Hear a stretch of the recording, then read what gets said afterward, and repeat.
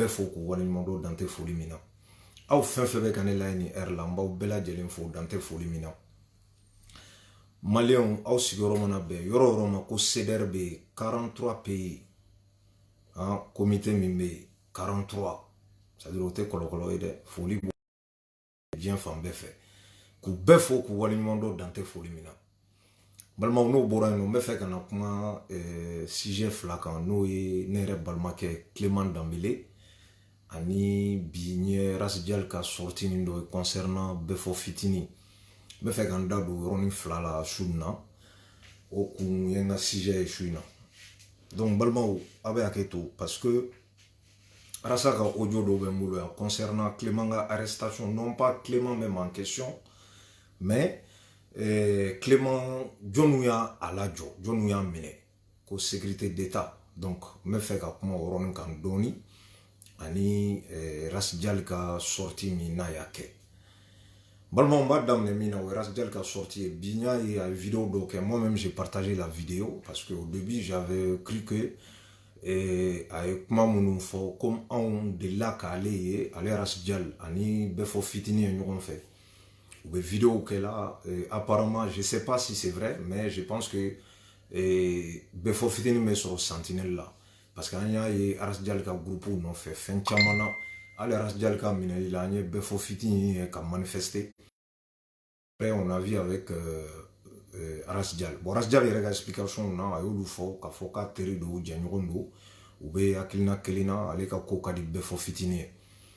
Mais yɔrɔ min ni ne m'a faamuya Rasjal ka ko la, o ye lorsque ale taara bi ka taga bɔ Bɛfɔ Fitini ye BJ la. Donc a ka explication kɔnɔ a y'a jira k'a fɔ k'u ye ɲɔgɔn ye, u ye Bɛfɔ Fitini jira ale la. A y'a ye u kumana en même temps u y'a minɛ kun min fɛnɛ na a y'i da don o la ko kun saba. Rasjal y'o fɔ. Il a dit que k'u y'a minɛ escroquerie ani viol ani agression sexuelle. D'après lui-même, ce qu'il a dit, moi je sais pas maintenant comment, mais Rasjal connaît une fois à la vidéo qu'on a là. Mais Yoron Minine m'a apprécié Rasjal Kakumaoula. À la fin de la vidéo, Aya ira comme quoi elle était Bɛfɔ demain. Bɛfɔ Fitini kata demain mouna parce que ko elle était mort demain kojugu kekan quoi. Elle mi Rasjal be ko kele. Bon, ni comment ta formuna c'est bien. Mais au fond, quand il regarde, il va y avoir Rasjal et comment moi pour moi c'était pas le moment. En même temps, au comment on boit les d'accord. N'était en cas Bɛfɔ Fitini défend. N'a déjà mis sur les réseaux sociaux et n'a pas beau comme Bɛfɔ Fitini défend et n'est pas donc à mandeliga n'yoye. Bon, nya ye comme in tuma kumana kuma les réseaux sociaux quand n'est kuma min fois la on ka fracela. Parce que pour moi si ni viol be mi na sur la tiki violé là on est plein puis justice be pour nous tous. Moi j'ai tendance à dire c'est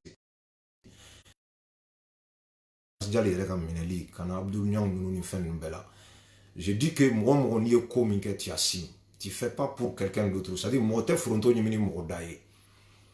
m'a famille. Il est min qu'il veut tout de répondre. C'est-à-dire que ni Joba là, ni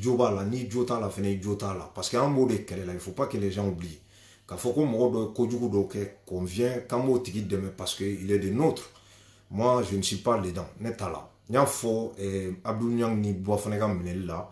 Et j'ai dit pareil lorsqu'ils ont arrêté Rasjal. Il y a pas faux. Bon, Nebe Djalagi bi Rasjal Kamina, c'est-à-dire, allez au droit que quoi. En mounounan sur la mata là. Moi je pense que ni moro na fora ki kodo kay taramine, il m'a condamné, il m'a jugé comment t'es qui condamné. Présomption d'innocence no kayira comme quoi tiki koni a fora kay ninke maintenant on a la tien do tien te ou seke ni prévu be kan no bala Bɛfɔ te charia sans faire charia be bolaka. Mais pour l'instant Bɛfɔ Fitini en ta don kumin kelena abena ta datu, c'est-à-dire que fin ça va Rasjal yo de cité ko viol, escroquerie ani agression sexuelle. Bon, si cela est avéré, il n'y a pas de problème. Je suis vous barake na kan datu avec datu pen mino kan daka ou be daka. Bon, naya jate mine depuis ni manga mouila, mo boraka kuma nous en ben ni ne faut. Y compris Nyoro la no jeunesse Sogodogo et Dani ne Paris. Moi, je crois qu'au vidéo, on sait ce qu'ils ont dit. C'est pas en nous la justice. En termes de juger, en même temps dénoncer, en sait on peut faire une proposition, en sait la dénonciation que en comment be dans une fois kacha. Ka foko be fo be ka défendre parce que avec un minge ou bien ani mamu me nyona ko oluna on te ka nyon kanfo bi. Ko en me bo ka be fo défendre à tout prix. Moi en tout cas, je ne suis pas dedans. Et ne mo yefene parce que on a dit juste naya ke o kata plainte d'eau. Eh ben ni plainte d'eau na ka foko beaucoup tara be fo fitini wole kana. C'est tout à fait normal. À moi, à mon avis, moi, ce que je pense, c'est cela. Mais Niaras Dialdeye, en tant que lui, qui disait que Petini a tergué et puis Oba Katona, bon, etara ladje, a ma jugé folo. Moi, je crois que Eman a boka fo kita demain parce que était mort de me koyouge là. Ça veut dire qu'elle allait incriminer déjà Kassoro a ma jugé. Parce que on me sait qu'à fois non bah là boy ben mi min dadja mais justice de baraquette quoi tant que preuve matérielle comme quoi tu bina moroka escroquerie que net clairement que donner à en tout cas ce que moi j'ai dit qu'à propos nous c'est-à-dire que dénoncer il devrait pas parler comme ça et Rasdal il donne face au joy que ça soit on est d'accord ou pas d'accord avec toi ani dono de faso joy be kumano de et le jour aujourd'hui trop mimbe la joro mimbe la c'est-à-dire que ebe litimi kono normalement et manga bokani kuma sugu fo tu devrais sortir et dire que il nana befo la vraiment bashita la mais où est chargé mon bla contre la olu flenier escroquerie viol agression sexuelle là il y a comment bana quoi moi je pense que c'est là où tu devrais t'arrêter mais et nana kana yira comme quoi à non de bala puisque il y a comment beau yira qui t'a demain parce que escroquerie viol fin non c'est comme R minena dominant moi j'ai dit que Radial minena ko kata demain mais à tara justice ga boloka on attend on peut rien faire on peut sortir crier et tout mais ça ne sert à rien ne il faut bela gele nyana ça que les gens pensent qu'en litimin kono et que gouvernement il magne ibeka dépend na man yumange ateka bara yumange et qui amba don fene ka fo sharia tita ta chugola mais non ko di madama kambe keleke pour que sharia kana a chugola sharia ka tike beka on te klaka lite to ni ko ni mo do minena ka fo ko do ke kambe kule ka manganchi koko tibla c'est pas logique c'est pas normal en même min fo oye sharia fin min dara ko ka chendo chienta we sege ni bingera kan là en ce moment là am se ka kuma nan be bo fena be bo parce que liti kunyo di ni mado mena compris moi-même c'est-à-dire que non ba là bah, vous pouvez rien faire pour moi mais du moment où on est notala ou be bingera ne en ce moment là ni mi men de me ben de mo iga droit c'est comme ça am kele mina odo oui mais ka fo et che bla potion mina bia biba fia abandonné sans que aka foka joba la ou be ajota la bo imagine ni vidéo et à que moi ya vidéo télécharger ou la dire befo kata tribunal ka bolo kata ko prévuta la ou be kan nota la ibna munefo c'est là où je dis que il a sorti c'est raté tu devrais pas parler comme ça en tant que rasdial joro mumbila amana ke chugo al ni nete akilina kele na wakati do la mado de bi non fait ton de bi bolo ton de un dalendo et là ou toulé no iko bon moi je crois que ni ebe kuma e kan yi koloshi be fem info non pas kanaka fo ko befo fitini escroc ay viol ke agression sexuelle o maganga ke ka kuma e ni do ina quoi c'est tout domina itara kata la je la bashiba la bashida ni fene ka don ou keme ka charger min taka daka et ou be donner sur ni bora ka mo kuna fono la on attend maintenant ou kala tana justice ka buluka na sera yeno na jugera ka jota la min kanga daka ou be en ce moment là il va faut vraiment à juger la justice à Kabarake. Mais Nasoro Kafkan Notala, jusqu'à présent,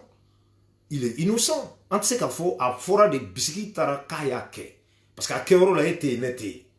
Oh, Moungo kayake, vous devez en prévu Kaira Kanobala. S'il s'agit qu'il faut kayake, ben obligé, Charabe Boulakan comme Toa Boulato, quand tu as Banyou Flene et Kasola, Hal Nanga souhaitait bi. Bidonga Banyugo Soroy. Mais Banyugo est fait, mais il faut bien béa, mais à Mandogo. On n'a pas besoin d'aller chercher les preuves. Mais Befota, il manquait Kenekandaï. Ni viol d'eau à Kera Dogo de là. Oh, au mabo au don, à bora bidi. C'est pas grave parce que c'est qu'à les 10 ans qu'on a. C'est tout à fait normal. Justice Gaboloka. Mais, au lieu de venir prévu et qu'il y a un foko befon ne voilà. Non, non, voilà. Justice Gabaraké ni prévu boulot, prévu matériel. Mais, eras dial, et min terido, i dondo, et puis abika tona, normalement, et maganga bo, can aller incriminer tantôt. C'est comme si, il fera la toka en djalagi quoi. Tu crois ça? Peut-être prévu d'obi boulot, il sait qu'à bono loué donna na taula. Moi je sais pas, comme quoi que escrodo et puis à binam il sait qu'à bono loué. Mais tant qu'il m'a bono loué, tant qu'il m'a jugé folo, et tu sais qu'on a eu jo, jamala kafo, ko tche, ko criminel de walkele à binam ou bien ko escrodo. Je suis désolé Rajdan. Ni manga kega kumaye. Espérance bila nima, il donne nima. Ni vidéo krikra sugu imanga ni ke. Vraiment, il a sorti, c'est raté. Moi, je te dis clairement, il y a mingi à manier, quoi. Moi, à ta place, il va boy excusé. Et puis, tu attends la justice. Parce qu'il y a des gens qui ont dit que la justice a instauré Mali comme Bella Djelen a Kenya, justice. Quand on a comment se faux. Vraiment, avec mon digla, mais c'est avec mon digla, mais c'est ça dit toujours un litige d'âme, ça fait des années maintenant. Il va falloir que fin d'obé en haut famille. Moi, au début, comment d'obé en bas faux, comment tu peux d'obé en bas que accusation d'obé en bas tagada moukan. Mais en me donne un bi, plus en bec avancer, plus en quand éveillé en y quand yele, en quand a doira sa tafana na fa mi pour non me comment tu peux d'obé comment qu'on a amené chini. Moi, j'ai dit ça à tout le monde. Parce que l'iti koro de bala, et bien l'iti fin d'obé, casse qu'à quel mali kono, ou est gelé ani clénéa, ani sadir charia kala bateau. Oh, no do. Na sorobe kuma kan ni kuma cogo do akake sharia kono o de to chama me kam mine do rete segina kuma nga mena do clément kuma kono san tout à l'heure là et j'ai dit nan kuma cogo don parce que était deux mots ibega ga une dictature bon yoro do la ibega ma ke président nyuma e mal la de mais mena do yoro min détail kono clément nga yoro la bena na famia jeunesse akanga kele min ke mena na détail dauma. Vous allez voir. Parce que trop, c'est trop un mot fort là. Mais il va falloir quand on réfléchir. Qu'est-ce qu'on veut? On me fait malinga que tu dis. Nanyo donc analyser que on me litique no di. Rasa a fait ça il y a longtemps. Il a su que jamana kanga jo tout mon aller bosser de il y a peu de gens qui suivent Rasta. Munu ya Rasta ka combat famille. Billahi. Même comment il faut un bi. Il y a peu de gens. Muna parce que et Rasdial fait ka boka ni min fo tantôt na sur la ka fo exemple fin fait temena ni Rasdial yi hakli to la ni Rasdial ya donc ka fo erreur do kerula ou kumya to o ko kera bi ale kunte kuma tantôt parce qu'anya ni fo be mo ni bi na bore Facebook sans fait ibe vidéo ke ibe Rasa défend ou ite Rasa défend ou ni be kuma i kuma choko donc kana galum basri mo la kana mo buruja un niveau nous est plaintif de ka domna libta justice la joté sur le boulot mamunu rebi fait non le koku bi défend ils ont pas armé qu'à ce qu'ils défend ça dit fin en flot de wati comme 600 parce que nim fangen belle bena mena kelengele ça je vous le dis hein beki sidinaï nim turube bi befola ça c'est autre chose Clément menelen flenir mo rebe se ka mena sini korela toujours il faut être prêt et il faut assumer. Tout ce qu'on fait, il faut assumer.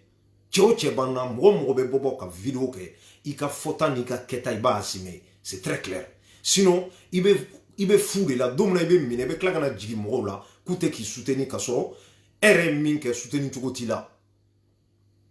C'est cela normalement. En fait, il y a une de corps litique qu'on a là. Donc, Befogan Mineli, moi je dis pas qu'il a raison, je dis pas qu'il a tort. Pour l'instant, net à don, Radial qu'on bora et fin ça va faux. Comme quoi que oui à la job parce que viol, parce que et agression sexuelle qui est en escroquerie, au fin ça va cause de d'aller noaka. Il a raison ou pas raison, moi je sais pas. Maintenant vu que en déjà, on attend à casser justice là où on juge ou on a jugé. Ni prévu sur le boulot comme quoi on va là, mais c'est la justice. En mot de quelle est là, ni prévu vraiment sur le phénomène là immédiatement. Donc tout ce qu'on dit, il faut qu'à faire là, en tout cas moi personnellement, ce que je dis c'est cela. parce que n'an an y'an ta kow fɛ ani n bɛ fɛ ka dɔ kɛlɛ an ta olu fɛ peut-être i bɛna maloya sɔrɔ a ko la, c'est ça en fait. Donc Ras Dial ye nin sortie min kɛ vraiment c'était pas la peine, au lieu de sortir de nous expliquer mun na u y'a minɛ i tun bɛ da o ma, mais n'i ko k'i t'a dɛmɛ parce que escroc don a kɛra tan, bon ça c'est trop quand même vraiment. Moi, à ta place, il m'a gagné. Normalement, il y a un bon cahier, excusez même Befo Fitini, pour l'instant, il y a des dakan. Ah, ni moitié mon a benelé nous, fait une fois qu'à dakan ou enie. Or, maintenant, comme le jugement baissé kake à kola, RMI n'a sur le don ni terrible. Il faut bon, maintenant, ni avocat babolo, dossier mon maboula, ni prévu mon maboula, bon, d'accord, avocat, maintenant, jugement d'eau, ni Befo non, mais n'a qu'à non, ben, n'a tchété, mime c'est qu'à ouli gaboui. Or, n'a la fenêtre, c'est son droit. Donc men yoro fo be foka oro la Ras Dial ye akase ka famia an ñoron, c'est-à-dire que souvent kuma an gana telia kuma fait ka boka kuma sulu do fo après ibina na jalagi soro. Vous voyez, moi je ne suis pas là pour ka mo diffamer ou ka galonda la wal kele ki bourja, mais en tout cas il vidéo mingamine et moi-même j'ai partagé parce que je pense que Petini a tiedi en même temps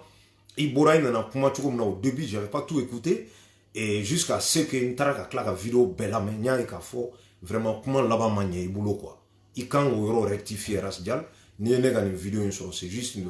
qui rappelait à la yemin fo il kata revoir ni ga vidéo la mec analyse peut-être il revient en femme et puis en gana erreur bonya na erreur que ka boka erreur corriger, ça fait partie de la lit, c'est ça. No bora mena Clément Ngaro lambalma. Vous avez vu ne ma kuma Clément arrestation parce que au début il y a beaucoup de gens mauko où est Clément enlevé à Tounouna où il a enlevé des mots. Le mot enlèvement juridique on est droit qu'il y a ni mamounou mais charia do l'outa faut enlèvement do tant que c'est-à-dire que mamounou ya mené na dona kafoko essaye de amener nos services de renseignement nous lui mené au enlèvement. C'est très clair au enlèvement parce que enlèvement me faut faire mon neni madoka beala kata dota kaso. Par exemple, Soumaïla flèche comme na 600. Ou loué enlèvement oui. D'ailleurs même profiter de do que albiala ka konwa Soumala Sissé Sounin clé en clibaka ni a ante kuma non pas parce que Soumala mandat ou bien fin parce que avec bolo minkan ko terroriste un moment mais en tardon bon ni tora ka boka kuma suku do fo c'est pas bon. Voilà pourquoi, mais quand la loin de là, on pense à lui et à Menena Kera pour soulever Malima, une situation qu'on a en béanchima. Donc, au mot voilà. Mais le mot enlèvement, en ma foi, ne m'a son gring à boka parce que Clément Menena. Ni yoro de la mena yoro ndo fo Maléon aba famia. Jara Safari ka son d'obéa. A vidéo d'aucun mois de décembre. Vidéo était. Grand dossier ka kumana yoroni fitini a manjangere 8-10 minutes à explication d'ordi concernant ni service de renseignement koka mais ma chamambe ou ya ignoré mo chamanten don ne arasa te mate boka ni foanye y compris munu yerebe ka fokolu ba marabi chaman de be minte ni service de renseignement ko kalaba ou te nyedo la loi de be arasa au foanye mois de décembre tamene ni ma fille ni décembre ou bien ouais, novembre, je crois. Donc, maintenant, on a développé Léon.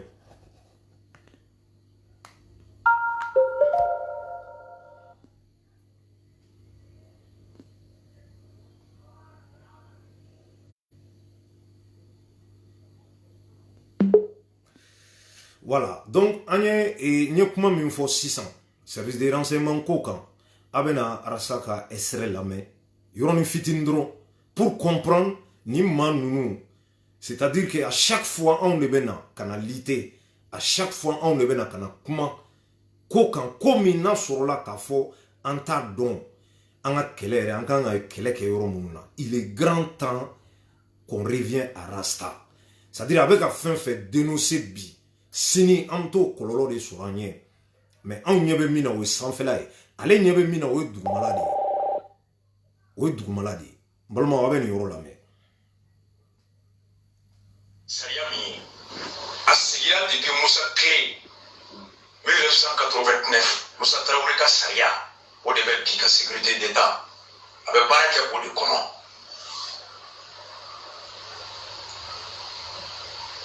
Sécurité bɛ ka baara kɛ cogo min Musa ka sariya o de taara anw ye Musa kɛlɛ ko dictateur don k'a tɛ hadamaden ka hakɛ dɔn ko k'o ta ka bɔ yen ka na ni bɛɛ kɛ fanga ye fanga min bɛ sigi sariya kan sariya min bɛ bɛɛ ka hakɛ labato a depuis Musa taara fo bi o président tɛ yen o député tɛ assemblée la ko mun ko an ye Musa kɛ kun min na o kun sariya an k'o bɛɛ ta ka bɔ yen an bɛ fanga sugu min nɔfɛ ka na ni sariya sariya min b'o fanga sugu la waleyali nɔgɔya maître Assane Bari yɛrɛ n fa don n'a ye débat kɛ que je respecte beaucoup a kɛra ministre ye Adema tɔgɔ la ka kɛ ambassadeur ye Adema majorité à l'Assemblée pendant 10 ans ils n'ont jamais pensé qu'à lajɛ de sécurité régie sariya min bɛ sécurité la sariya taara ni dictateur hakilina de ye wa walima est-ce que sariya bɛ démocratie taabolo labɛn wa aucun ministre aucun député aucun parti politique ne s'est posé la question sur les fondements des politiques du régime qu'on a qualifié de dictateur.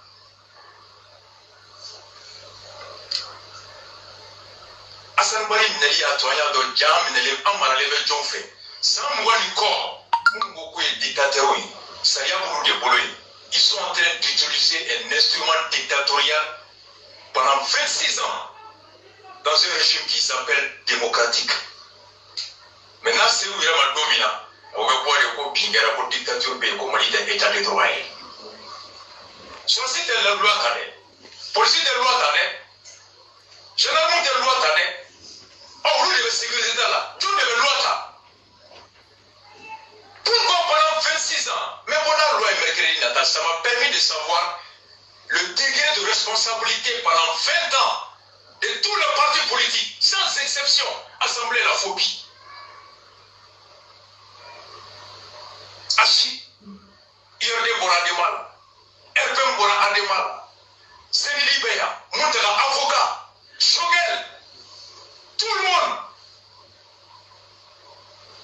Achi, ma sécurité, Beba décrié, la Saria, mais sécurité, si, au Saria, Taramoussa de fait, la Moshima Saria est nadie. Nous ne faisons pas la courage ou bien pire ou comme opposant. Nous n'avons pas opposition là. Avec quoi ça y est, maï, n'a chita yéma. Pour la coco, on a harama de mekala. L'affaire Assane Bari m'a permis de savoir depuis 20 ans dans quel degré de mensonge on est géré. Balmao ayarasakane esre la même. Avec la sécurité d'état de cas, Mamounou Clément Damele Mine. Clément Damele menena kunjumen koso on t'a don parce que a fora ye a vidéo minke anya bisiki ka kodi. En tout cas moi personnellement je sais pas mais ma chamaya dira ka foka vidéo minke kodi a to ku ya mine. Mais une sécurité d'état min flenera sabe ka kuma kanie. Sécurité d'état mbe ya reka fo la loi depuis 89 Moussa Clé. Démocratie nana Mali kono ka loi intoi. A yira sisa ka kuma kele o kono mogo nana fanga la yi servi na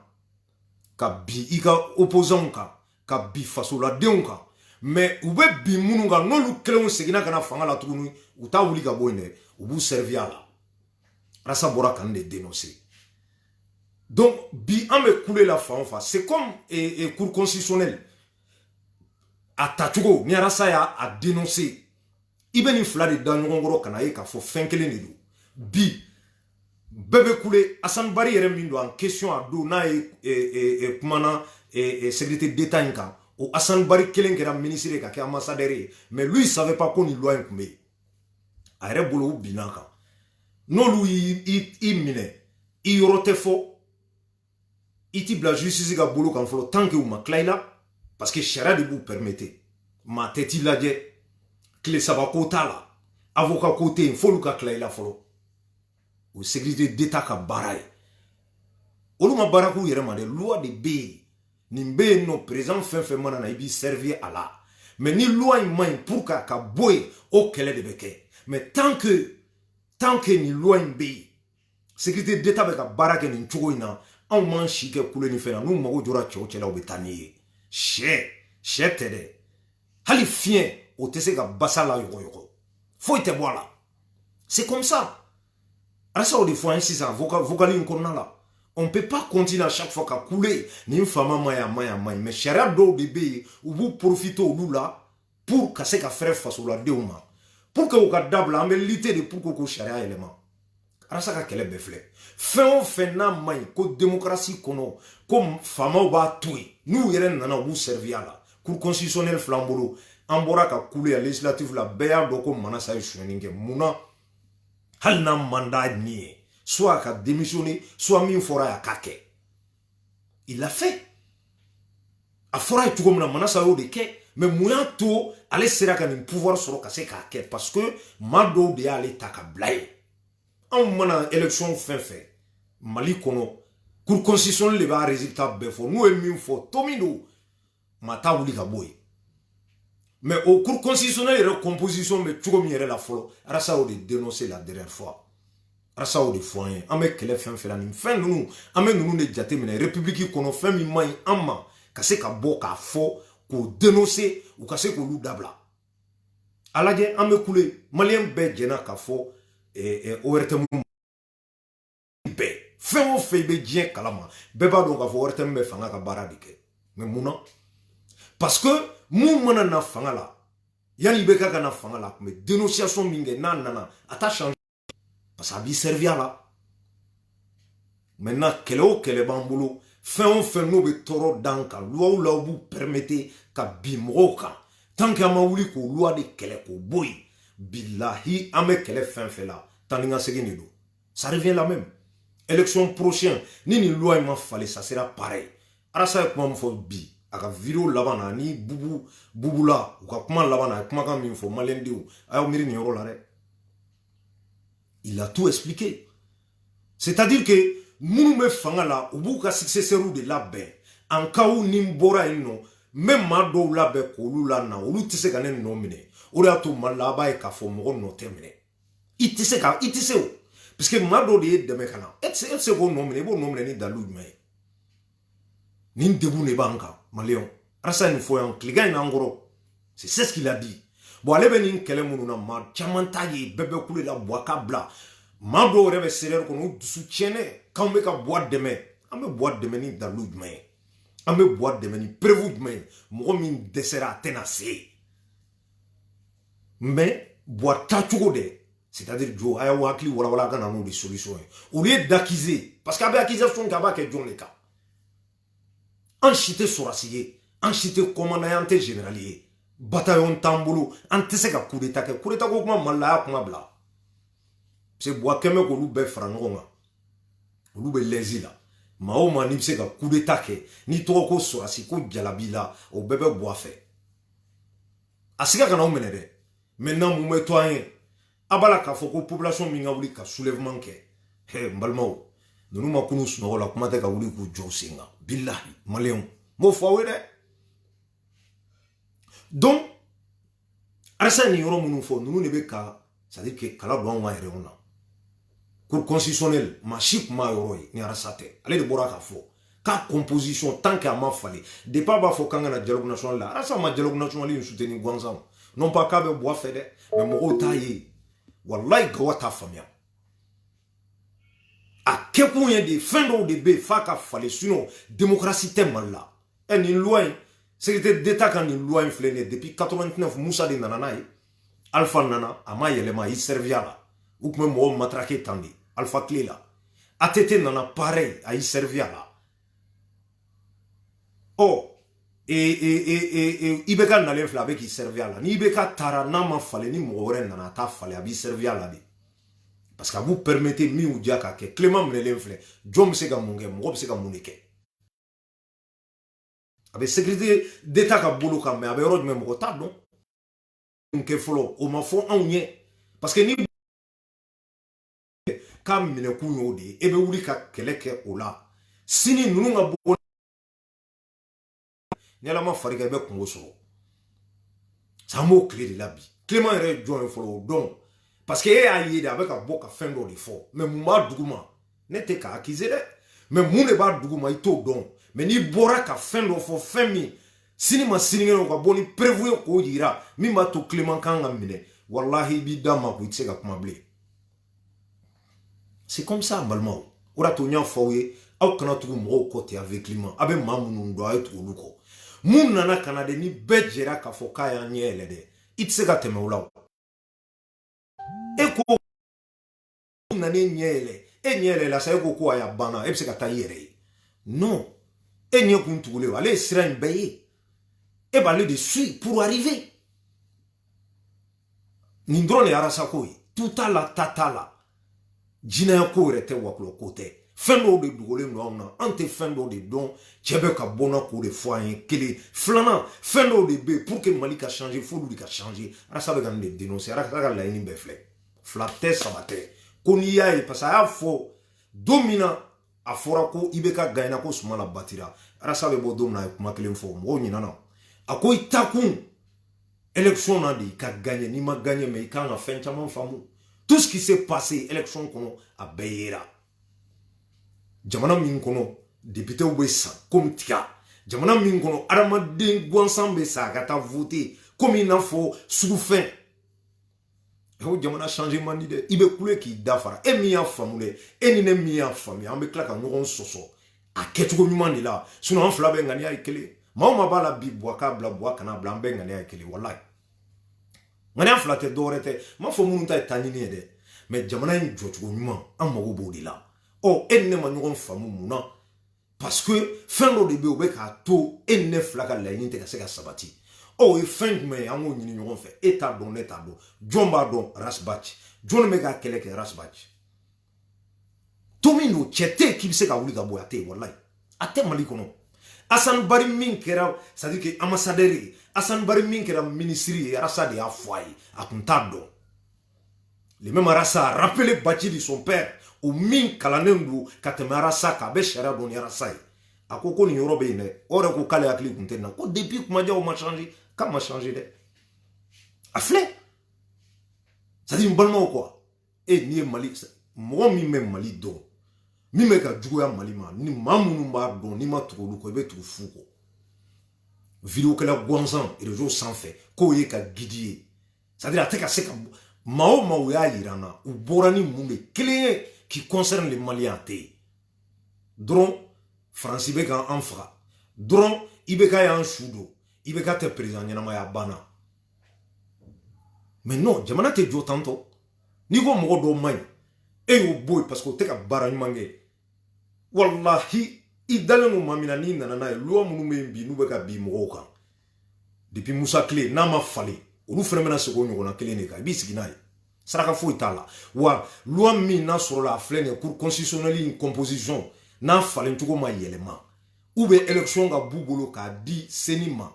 kudayi bilahi 2023 an bɛ segin ka na ni résultat kelen na ala siga kana u minɛ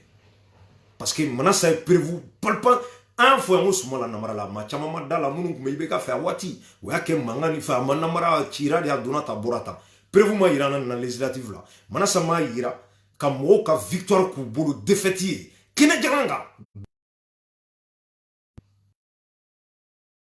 o la Clément ni minɛli u bɛ sariya kɔnɔ dɛ ni n ko sariya kɔnɔ sécurité d'état minnu y'a minɛ loi de bɛ yen olu kosɔn wa o sécurité d'état in composition a kana ka la corps bɛɛ b'a la corps bɛɛ hali enseignants b'a la hali maa min tɛ foyi ye dugu kɔnɔ o bɛɛ b'a la a bɛɛ vous voyez donc maintenant qu'est-ce qu'on fait an bɛ mun de kɛ parce que n'i ye fɛn dénoncer fɛn min y'i ka bana ye n'i y'a dɔn i bɛ solution de ɲini a la solution ye mun ye arasa o fɔ an ye dɛ k'a ye n'an ka fara ɲɔgɔn kan loi électorale an ka changer ni cour constitutionnelle bɛ cogo min na bilahi cɛ o cɛ mana na hali anw yɛrɛ mana taa hali n'aw ye cam ta k'a sigi ye a b'a servir a la f'a ka loi in de b'o ye falen cogo t'a la o puisque min bɛ ne arranger o don ne b'o de kɛ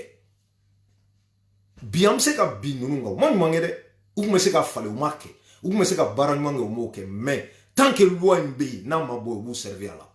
IBK o de yira an na a mago bɛ majorité la assemblée kɔnɔ Aye assemblée président Mamin Chira. Manasa a repêché les Ghana ou assemblée président. Ça veut dire quoi? Attends, réfléchis, ni là. Bon, arasa fin do fo akana nyina nkuma ngoro sinima sinima buna kuma wore fo an. Wallahi nunu be ku ko de labe. Ube ku ko de labe.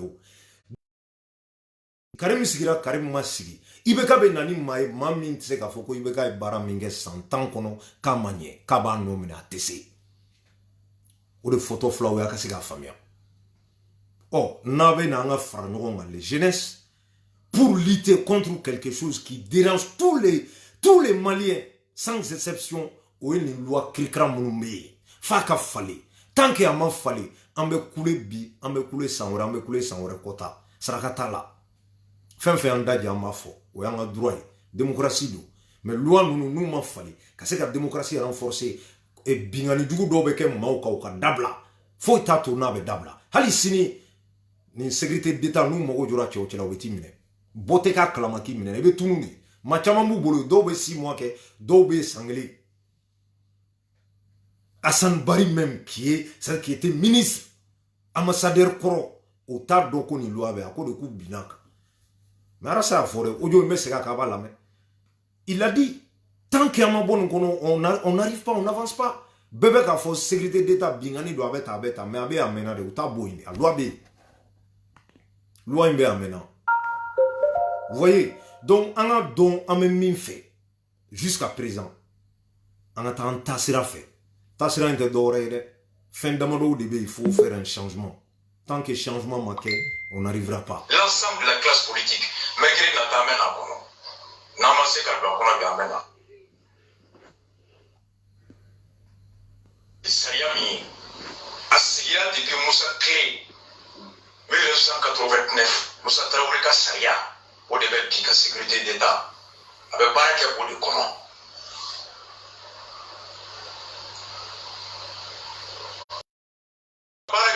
Moussa Saria, au l'état. Ayo Moussa Kele, au dictateur d'eau, quand tu as un déga hacker d'eau, Koko Taka Boy, Kanani Beja Fangae, Fangam Bessi Sariaka, Sariam Beka hacker la bateau. A début Moussa Tarafobi. Au présenté, au député d'assemblée là, Komungo, Ayo Moussa Komina, au pour Saria, au Betaka Boy, à me faire un soumino fait. Kanani Saria mo fanga sula boleli noya. Maître Hassan Bari un farou na débat que je respecte beaucoup. À quel ministre a des matons, à quel ambassadeur a des majorité à l'Assemblée pendant 10 ans. Ils n'ont jamais pensé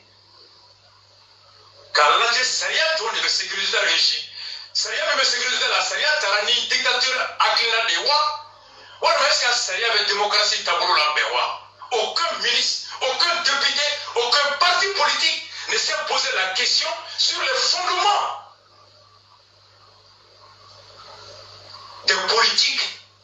du régime qu'on a qualifié de dictateur.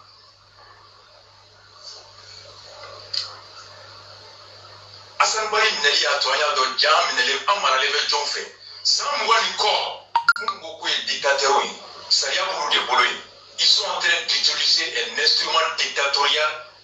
pendant 26 ans dans un régime qui s'appelle démocratique. Maintenant, c'est où il y a un dominant. On va voir les copies de dictature, comme on dit, l'état de droit. Choisis de la loi, police de loi, généralement de loi, on roule de sécurité là, tout de loi. Pourquoi pendant 26 ans, même on a loi américaine, ça m'a permis de savoir le degré de responsabilité pendant 20 ans de tous les partis politiques, sans exception, Assemblée la phobie. Achi, IRD Bora Demal, RPM Bora Ademal, Séni Libéa, Montera avocat, Shogel, tout le monde.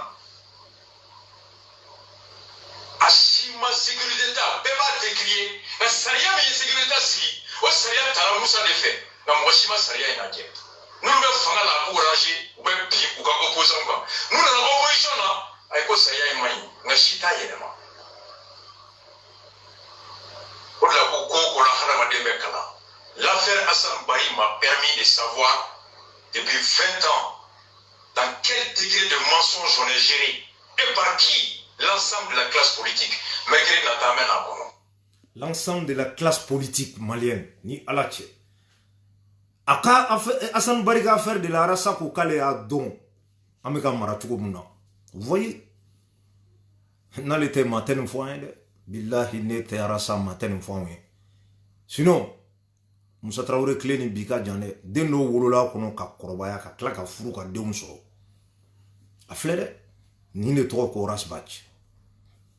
ale bɛ fɛn min ye ale n'anw ɲɛ t'a la an t'a ye an bɛ kule ci de la o buwaka bila buwata bila a ye buwa gɛn ka bɔ yen namara kɛra an na mun y'a to namara kɛr'i la dɛ i bɛ wuli ka kɛlɛ ko de nɔfɛ tant que an m'o kɛ an ti lafiya a minɛna mun de kosɔn on sait même pas. Parce que avec Mamoun Mbolo, justice ko kuma yɛrɛ tɛ yen fɔlɔ f'olu ka tila i la de u bɛ sɔrɔ k'i di justice ma balimaw ni bingale walew de bɛ yen ɔ a ye min fɔ n'u bɛ ka akiza la kɔni an ye min mɛ réseau kan mɛ olu yɛrɛ ma kuma dɛ Clément Joli a ma fɔ k'a fɔ a ye min fɔ k'a ka ɲi ou bien a man ɲi kuma tɛ yen dɛ minnu y'a minɛ fɔlɔ olu y'a minɛ k'u minɛ olu ma bɔ k'o fɔ an ye dɛ o t'olu ni mɔgɔ cɛ ça ne veut pas la réseau quand a clé ça va mana dafa no cɛ o ye biji mɔgɔw ye i bɛ taa justice ka bolo kan o tɛ sécurité d'état ye dɛ n'olu y'i minɛ n'a y'i diya u bɛ san kelen kɛ i b'u bolo ye foyi tɛ fɔ mɔgɔ ye foyi pas paga hali maa tɛ t'i filɛ c'est comme ça a bɛ na de ka fara ɲɔgɔn kan la jeunesse a ye na an ka fara ɲɔgɔn kan n'an ma na ka fara ɲɔgɔn kan ka nin kɛlɛ kɛ anw mago bɛ min na a tɛ ɲɛnabɔ dɛ an bɛ ɲɔgɔn sɛgɛn fu réseau in kan yan fu wallahi arasa ye min faamuya mali fɛn fɛn bɛ réseau kan na ministrew députéw ambassadeurs arasa bɛ k'olu de kalan démocratie la hali maa minnu tɔgɔ b'a la k'u ye avocat ye a dɔw tɛ nin dɔn dɔw ye juge ye o tɛ nin yɔrɔ ye n ka cɛ mɔgɔ min bɛ ɲinini kan ani min tɛ ɲinini kan o tɛ se ka kɛ kelen ye dɛ kalan kɔfɛ fɛn wɛrɛ de bɛ yen ne bɛ nin fɔ bɛɛ lajɛlen ɲɛna i kalanna oui i bɛ fɛn dɔn oui o fɛnɛ kɔfɛ fɛn wɛrɛ de bɛ yen ɲinini de bɛ yen ɔ min b'o kɛ ka tɛmɛ i kan o b'i ni faamu cɛ o b'i ni kodɔn cɛ ko kɛcogo kɛ ɲuman na o b'i n'o cɛ quoi il faut être d'accord avec ça an tɛ ɲɔgɔn sogo dun an tɛ ɲɔgɔn naji min cɛ si tɛ yan min bɛ min balo mais an ka sɔn ɲɔgɔn ye ka da fɛn dɔw kan quoi min bɛ se min na o bɛ se min tɛ se min yɛrɛ la i tɛ se i donni jigin bɛɛ bɛ se ka kuma o y'i ka droit ye bɛɛ bɛ se ka dénonciation kɛ mais domaine bɛ domaine la e t'o dɔn quoi n'an sera fasojɔ kɛnɛ kan nin ka ɲi démocratie ma nin ma ɲi démocratie ma e t'o dɔn ne t'o dɔn min b'o dɔn o tɔgɔ ko Rasbach i b'o de suit a t'i sago la wallahi hali cɛ jugu b'a dɔn k'a fɔ ko nin cɛ ye malijɔla ye a tɛ se ka fɔ n ye n petit frère ka vidéo dɔ ye en demi mot n'o ye Idrisi Konipo ye ko bɛɛ y'a dɔn ko arasa y'a fɔ ka buwa kɛlɛ ko buwa k'a bila ɔ k'ale tun bɛ fɛ sisan arasa kana foyi fɔ a k'i da mago k'i sen bɔ malijɔ la k'a ni buwa lajɛ ɔ ko bi kan yɛrɛ tun bɛ taa arasa nɔfɛ ko ka na n'a ye a ye kuma in faamu dɛ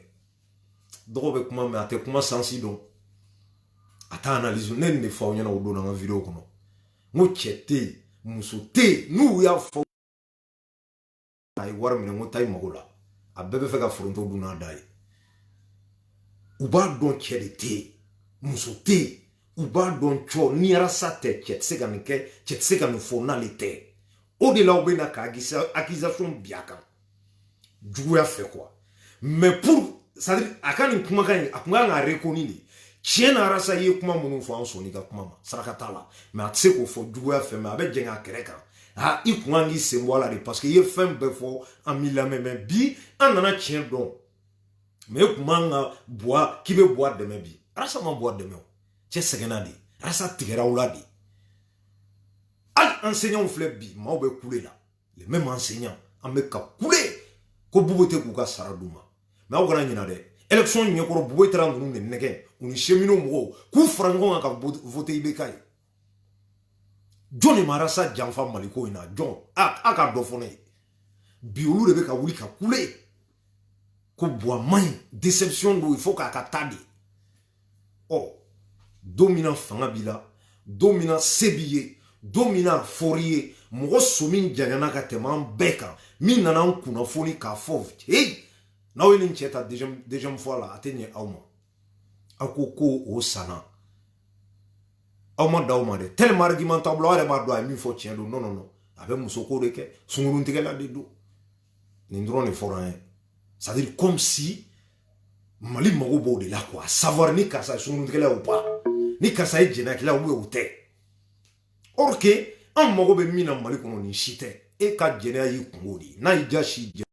à toi on s'en fout de toi an mago be mali de là mais on a ni argument ni mais pour bikana jongala fo tie ou tese a surtout là quoi et tu kafria maine parce que fisri wolé maoma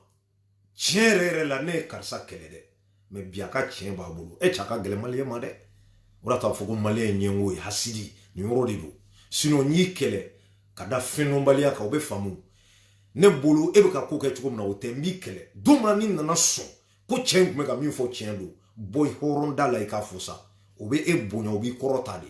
il faut qu'on tient ya na ka ko be na e ko tien do abe boka fo me to fo do nu kere de kan rasa ye ko be ke malien milame a flene bi kungangi se mo kele la de ki sigi kan laje an re kumbeti no fe kana ni Idriss koni pori ka kuma atsika dwala ki klen ka fo chembe chembolo atsika fo rasa segena de dongo do boaka blanc et puis anto watila parce que mo be nyina rasa a dit une chose c'est un démocrate. Oh, moi, je suis les démocrates. Moi, je suis association de retour, CDR, collectif pour la défense de la République. De défense. Ou bien son cas de attaquer. Ou bien quoi soulèvement ouli. Kasoro après lui sait très bien about au fait ka dien comment se goube mais quelqu'un qui est sur le terrain, il sait très bien que les Maliens sont pas prêts pour ka ouli ko ba fo ko ben fangage. Ma fo ni miracle nanade. A jate mene bike John me se ka jama labo fo beka sira malien be dien beka don we ni mo damaro de buya idara diko karasa farawlu kan nous mo sabaw de be se ka jama labo malien dien bebe sira we prévu ira ni ko tientanya prévu le 5 avril ibeka ko kale sirana o ma dogo malien denshi la bi John be se ka mo la wuli bo par-ci par-là, au tsika mogola tao. Comme 91 makao nyanadi. Billahi. Ni jamaye ki nyesi marfatiki ma, ki sebe gachi ma oube ka bi. Eba foko non ko ça va pas. Ko tiente quoi. Film ne do quoi. Wallahi. Amado ko mogola de. Marfatugu jole arana. Kalashi nyesile amma billahi. Ubanto fanga sunya. Nuko krar. Nanya nkondo ibe mo duru tambine duma amekla ka turu chega segina gazi konteo o ma malien dembe shibwa adabulu ka 91 mangla tom bari mufor la dro ka nyigi ndoni ka ndai nuna gazi tede ubachi amekla ka ataka segu yerema alaba na ke marfa kiseki yere o doni ne ya don ngo konye sebe o dongele fene ko so marmar ko kleme ka fan ko non ko mugu jedo bal blanc kate mo faga billahi ni galunda la kiyama ni re kulo. Vous voyez? C'est-à-dire que n'y ne faut avouer quoi. Aïe nanga keleke kozi nobulu la mali kono pour qu'il y ait un changement. Sinon, ame koule mon entendait. Un démocrate jamais avait un cas de coup d'état défend. Jamais. Oh, moi, mon république a dit, beta charia obesera mon fait. Ou là, Tonya Fomyana, les menemandi. Ma fora sabe charia sans fait, mais abat comment faut de don. Ni n'y a une faux charia, c'est quand nous nommer. Ni wo be litika ka gele ni mawti ko munu ki san billahi ba kumbla atali ala te gele o me sa keri nyana o 91 fo ite min dugura ne o fo journée kelende min pana chamu kuna do y en a pas. Vous voyez, ça dit que en son chema am mo be femina ngata nyini am se ga so chugumna o do tunye parce que ça est fin ni jeunesse fait we che jamfa quoi bi kule be ka kɛ ko de wele au secours parce que o yɛrɛ tɛ ka kɛ directement de indirectement u bɛ ka wele ka jɔnkala fɔ jɔnkala tɛ fɔ directement fɔ indirectement nin bɛɛ kan o de y'a to n y'a fɔ munna ye maaw ye ka fɛn fɔ ale ma dɔrɔn nisɔndiya dɛsɛ a bɛ se foyi tɛ ne munna aw t'a kɛ tan e yɛrɛ bɛ k'o min fɔ munna e t'a kɛ e dalen don i yɛrɛ la e cɛ kan b'i da prévu b'i bolo i bɛ se kɛlɛ la i tɛ siran n ka cɛ walahi association créé jama b'i su anw yɛrɛ bɛ tugu i kɔ an ka taa i ka laɲini ye min ye a ka se ka kɛ mais i tɛ se tu es incapable o de y'a to n y'a fɔ aw ye a mɛnna n ko le mec il est préparé il y a longtemps mentalement moralement o de y'a to nin bɛɛ a lajɛ jusqu'à présent élection tɛmɛna 2018 fo bi kuma dɔw bɛ ka bɔ anw da a ma bɔ arasa da bɛɛ bɛ ka kuma dɔw fɔ a ma bɔ arasa da parce que an ka maa dɔw dimi kojugu b'a fɔ ko buwa t'a bila munna parce que u janfara o ma bɔ arasa da arasa m'a fɔ k'a déçuera o mot kelen ma bɔ a da n jigi tigɛra maliyɛn na o ma bɔ a da a ma fɔ ko maliyɛnw y'a trahi o ma bɔ a da fɛnɛ hali an b'a fɔ a b'a mɛn an b'a kuma fɔ k'a fɔ ale t'o fɔ quoi c'est là qu'il b'a dɔn ko c'est un leader jama ɲɛmɔgɔ ye nin de ye nin de ye litikɛla ye nin de bɛ tiɲɛ nɔfɛ parce que jusqu'à présent espoir bɛ yen lui il est optimiste anw dun dɔw jigi dɔw yɛrɛ ko k'olu bɔra kɛlɛ la nin yɔrɔ la an bɛ bɔ yɔrɔ vidéo la ni min ye n bɛ parce que caman tɛ bi mɔgɔ kan en même temps n tɛna mɔgɔ tɔgɔ fɔ mɔgɔ min n b'a bila sɛbɛnni dɔw la maa dɔw ye sɛbɛnni kɛ dɔw ye publication n ye dɔw yɛrɛ ye ko ni maa min ko bi k'i bɛ wuli ka bɔ a gɛn ka bɔ ko normalement ko CDR bɛɛ kan ka fara i tigi kan bon je sais que à quel point il est énervé en même temps jamana in bɛ taabolo min kan a bɛ k'a dusu tiɲɛ parce que souvent il faut qu'on comprenne les gens minnu bɛ manifester tan mɔgɔw dusu tɛ kelen ye mais min fɔ n balimakɛ ye dɔrɔn ne y'i ka publication ye n ma sɔn ka commentaire k'a kɔrɔ pour ne pas que ɲɔgɔn sama ni jaabi ninnu olu man ne ye mais même min fɔ vidéo kɔnɔ n tɛn'i tɔgɔ fɔ mais i b'a dɔn ka mɛn de ma i bɛ CDR kɔnɔ i ye publication kɛ ne bɛ min f'i ye tout simplement i ŋaniya min n'a b'i kɔnɔ i bɛ k'a ka yɔrɔ bila bi a ka di ne yɛrɛ fɛnɛ caman ye mais ni solution jumɛn ye ne ma fɔ a kana kɛ dɛ hali sini ni solution sɔrɔla oui mais avec quelle solution avec quel moyen moi j'ai besoin de ça mais s'il s'agit an ka to ka kule dɔrɔn a ka di e kulo ye ne kana vidéo kɛ yan pendant 2 heures n bɛ ka jigin i bɛ k'a kan o de ka di e ye ça va nulle part a tɛ taa yɔrɔ la on dénonce fɛn fɛn ma ye an b'a bɛɛ fɔ mais après n'i ko de ko ka taa i bɛ ka gɛn ka bɔ yen moi je te demande la solution i ma e bɛ ka solution min fɔ n'a sɔrɔ o ye solution ɲuman ye pourquoi pas mais est-ce que o ye solution ɲuman ye la question elle est juste là an bɛ ka ɲɔgɔn sama nin de nɔfɛ sinon an bɛɛ ŋaniya ye kelen ko n terikɛ wallahi arasa m'a fɔ maa si ye k'a fɔ ko i bɛ ka kana taa a m'o fɔ mɔgɔ si ye a ko ne ma fɛn fɔ a ko de an ka jamana nin lajɛ parce que ale ye élection bila kɔfɛ a mɛnna parce que kuma kɔrɔ ye min ye hali bi maliyɛnw ma se k'a faamuya k'an ka Mali lajɛ an ka i bɛ ka kɛlɛliba in to yen sinon Mali in bɛ coron kuma in kɔrɔ ye mun de ye yan'o don cɛ ale k'o fɔ yanni deuxième tour finali cɛ a ka fɔ ko i bɛ ka sigira an kunna ale ma mun de kɛ pour que a kana sigi dɔ ka bɔ ni prévu kelen ye yanni campagne cɛ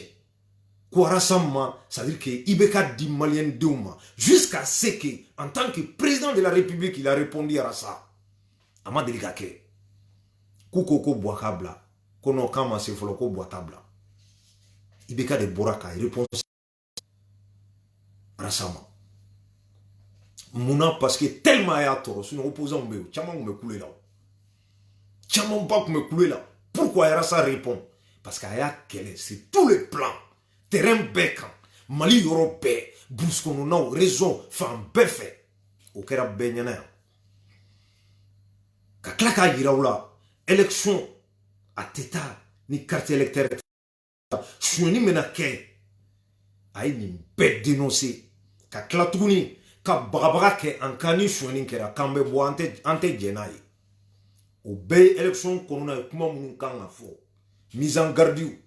ka jama galvaniser ka pouvoir bagabaga mais dɔw ye nin bɛɛ ta ka kɛ sɛbɛ ye u t'a dɔn yɛrɛ cɛ ka laɲini ye min ye c'est élection qu'on a la comment on faut qu'on beke au kekuna faut qu'on ait dit pour que un mot de victoire n'anga se gasso ou moyen de do technique de do stratégie mais domina nani jo anga bla parce que un fait min beke pour que mo ka boka ta voter carte nina ko fora carte électeur ko fora ka gen kuma be fo ni les mêmes enseignants bi nous be ka couler ou yara sa trahi cheminot ou yara sa trahi malien ou yara sa janfa cham de afo du flow kololo de kono ale ma fo ka jobu la de à code anga te me fin refait on essaie de voir ce qu'on peut faire à Tony Mimele anga njija ola élection wore aya kunu walo bela ou te kunu kuma nkoro ndroni suna manfo ka be bois fait manfo ka be bois demain hali sini ni ne rasa baroke a ka position kele abaka mais ako il est temps parce que tu sais qui chige bois ka blala yala la mgo dalao e be ka fo munu ye ou bois ba blani solution mais élection ne do ou ka carte électeur bubulu taro firi kusigi bike ka klaka no lu no fait kuna ay wulanga ta bois ka bla ou ta mune ke tukuni siningene erreur mi on so ni élection na de aba jija wure kana so 2023 ay carte électeur d'état 8000 inscrits 2 millions votants malien me mune fait tieni befo million shegi de kan a voté Mali kono mais élection te mena na million fla on a tout présenté qui est légitime até amala biko Mali 20 millions d'habitants mo mun kan a voté nous chi nous font c'est la tieni be détail dit c'est-à-dire il tisse mo reprochité qui be se ka jalagi de takabi check en quoi ni me mado sigile biko muna ta fo boaka bla abene kabako ya en même temps même ni so jatuni encore no aja na le techete e yani ki ignore la kili wa Clément ya ganin klebeke kaba et c'est Clément fo donc len dakle ko boaka bla deuxième tour de l'ultra frajon le ka Clément ma tuna ya Cheikh Jarabe mi ame domna ko bi kabashi nere ka candidat préféré ko ngale abemi ni élection présidentielle de sera prophète do ale bena chu anka mais avec des goûts pendant 5 ans il n'a rien assuré comment on a voté oui chunaye tcho chebe coulé la billahi compris Marco a be chunaye deuxième tour là ku kana fra anga fra ça dit no fo quoi nya fo ka chapo tiki là abe be fin lorika muna arsa suma la suite benga on est kumbe programme on tarake kele puis benga ne kumbe nous on avait besoin de quoi 15 députés jeunesse là on ala ni krache c'est d'ailleurs mago kumod là imaginez bi au cas sur kumbe assemblée kono ça allait être comment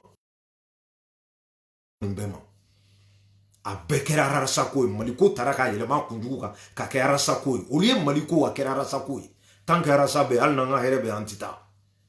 en flow kololo kono bi optila mo clé ni be ka boka kuma ora tombe c'est d'ailleurs mamuru la famille mamunu fene rarasa no fait les sympathisants ayake ala ni kira kama fendo be aya were mine chen sengena we quoi chen sengena billahi parce que ni ay bi do be boku siki ko mo tako do retede oluka la ni tu mi à l'époque amaseka ke do rete boa katadron ametu wara sako parce que il est seul ka boa combattre ametu aleko donc ni boa taranga la ni sorola we minga boke comme on maquette bi do wu resama o tila mo de fermer claque boton ama ko 600 mo tako donc do ni vidéo siki kanana analyse ya mo te kuma blé c'est phénoménal à voir la malienne alna kalana dobaje halna kalana akia kila kafka mata rola kabako du quoi élection périodique mo be galvaniser tout mununa jama be bo chugo mununa billahi niya jatemine ka klaka na yi wati mi élection te fefe wolu be se ka kekelen ou se ka kekelen événement au fait na réalité de nous malien te se kan don ou tableau politique mais c'est comme en France ici français bébé coulé après l'élection un bébé coulé ya ka fo fanga manya mais qui jo présidentiel ka sounya mobilisation mais à quel point il veut do polé ni kuma kan do ye beba sui be parce que au période de note maintenant tu rêve mo là non pas tout le temps kake couler là ah diamata ko mota ko munu be ka fo olu be no fo domina ka boa ko mache besiki yere ma joli comité joli dugu joli bisaba no fla binani ani fla saba. C'est quand même incroyable. Dore frala ko we do borala. Sympathisants, merci à vous. Ay minke mbaw foni yoro la ka wala mondo dante foli mina ay bara minge danina ka jama. Non seulement so sana kije sana ka ban dani annoncé ama dauma a klatuguni ka surasu deme o anyo fene ama foko merci anyena kije ko ablala senga ko étape flana o construction ni yoro la non balma muso do be ma fo parce que de pas fora ko so soro la construction deuxième étape ou construction allez tondi quoi nous et Mariam Kamanja avec vidéo ka ora ba don rasa kanu ba te ceder kono de ala te sympathisant kono mais allez rasa fanini allez ga vie rasa ko di abana donc allez à bolo blakun ko kata tonu mine mena dani wole après la vidéo demain pour moi mon kan ata chimon tonu mine aka doluma maro ton flash je crois vous voyez donc sympathisant mo abe fo ka wali mondo dante foli muna e mbara minke oh ko jamata ko sympathisant c'est la kaninke CDRB au fene o yubo yabara wati do bi CDRB tugodi ani kunu au fene sigira kale kan maube barala ma nyana mo ba kono be barala on attend les autres qui veulent nous joindre anyo fawe dalele no be que ça soit sympathisant wala que les CDR choche ko rasbati de na nga barake amogo be bela pour karasa sujet dit bien munu sonen do aka idéologie ma ka fo biara sa ni fo e ma d'accord siningene a ne borako ne ko ngo conviction tila ni conviction bila kuma do foromate jimisra fe halifa dondo la be fili ngo nga chema. Tu peux pas être d'accord avec quelqu'un tout le temps. C'est quasi impossible. Mais nous, on a compris. Rasaka liti, chamia famia. Ni mima be chamma isete. Ame temakan. Outna chou qu'on est la tête du goudjene là. Ou outene akilina yele makoui. Famou make. Ni nyan famou après. On continue. Point barre. Neka force souffler. Je parle pas au hasard. Ka boka kumalangulun chi mro ka temeni yere non. Beniga kuma ketro ni ga fond mais même il faut bela djele nyana il faut qu'on soit unis soudés derrière Arasbach ko ben aller de balmao mali jo yere sebe nete chef la donner c'est lui y en a pas on fait gagner audio mi jouer tcheshiman yé mali kono personne je dis bien personne ou be couler du moment où kebuka mais nous c'est le pouvoir là ou be klatrouni ko au pouvoir qu'elle utiliser contre nous abe arasa ode irana plus b donc pour qu'on change quelque chose de beau là neto don et tout don mimbo do abe na me changement qui est intolé c'est ça les changements au Mali dore tere fendo de chocolat no na jagua en tout don ere domna de na serima ebe na bois kalama mais pour que ko ka dabla me frango ngandi tant que ma frango ma ka se ka baraka anti se ka se législative est prévu la bella fiu wallahi manasa molu de chou beku tay aw ni ala ni krache Moussa Timeni o ka repêcher kanaka klaka ke assemblée présent kabako tea c'est fait sciemment c'était vraiment préparé quoi quel qu'en soit alpha faka ketandi au lieu qu'une directive dilendo manasa na ka mohoma oh namani constitution imbe chugomna positionnel me chugomna nama yelema do ala composition de kodo atachugo wale klianga bo ka bolo ka net aywa rebelote arasa kuma do da te wuli rebeloti do de oda to anana dialogue la point do be ayre jatemine ke fem mununa a sinso duka alhamdulillah chaman tarala y compris ça élection ke chugo yele mali o ba kono oda to ale ko dialogue ayna kakla kutuni hal na maso ayna kana uta info dialogue la do yo saboter kakla tuni kata boka frango ka ke kuluye ka do député blongo no bi ou be ka sa iko marabatika an y'a fɔ yan bɛɛ y'a ye Boué ye député au Sanko Marabatika au Klala Batika kabako tɛ nin yan Mali binna fo ka da ci ko Mali bɛna bi a bɛna bin tɛ a binna de fo ka da ci bilahi tɔgɔ y'a ka disparaître de dugukolo la ka bɔ yen pewu ma kelen kelen minnu bɛ yen n'olu bɛ kalama n'olu bɛ ka lutter pour que o kana kɛ an bɛ fara olu de kan pour que ka se ka se sinon kule in tɛ ɲɔgɔn buruja in tɛna foyi ɲɛnabɔ ɲɔgɔn lebu in tɛna foyi ɲɛ an ye yan manamana ko kɔ i b'a kɛ bi sini mɔgɔw bɛ ɲina kan'i sigi ka nkalon da mɔgɔw la k'a kɛ bɛna vidéo kɛ mondial c'est-à-dire que fɛn bɛɛ mondial mais a tɛ se ka foyi dilan min bɛ hɛrɛ s'an ma hɛrɛ mondial se an ma quoi kabako de don les vidéos à la con les vidéomans à la con dɔw yɛrɛ bɛ yen ci foyi t'u la k'u sigi vidéo kɛ la manamanakan fɔ la ko faso jɔ cɛ bɛ terrain kan réalité min bɛ ale b'a dɔn ale de bɔra n'a ye k'a yira anw na aw bɛ kule la a filɛ si Clément savait parce que Arasa est kangara min da Clément bi ne sago wala Clément me blo mun ngambi moi ça m'a pas plu même Mounabe ne to kundone ni ya ouya mene c'est qu'il y a quelque chose je n'en sais rien ou bina qu'en fait c'est possible aussi je n'en sais rien mais ce qui est sûr qu'elle est niba que liti Mali kono niba que il dit jaga charia ndo il dit ja mauka qui sont solides bien flé mon kuma ka réseau vive Clément contre Rasba Kasura Rasba il a tenu là il a averti il a dit kunu kuma munu fora bi ko munu mega ke olu cheka janyo donc balma ni ne kuno ka boka vidéo ninke comme Yaras Jalika vidéo ye ay kuma kan munu fo je ne suis pas le défenseur de Befo-Fitini. Je dis bien, je ne suis pas le défenseur de Befo-Fitini. À faire, je ne me suis pas impliqué.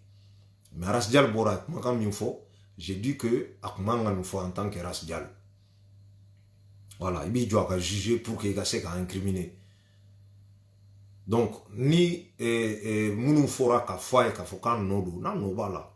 Ba no bala, nan no tala refene juger de bodou fin. Comme al ere ka kala Rasdial, anya foto comme na. Mais n'ambora kana kafo kambe kuma ou kechugo dola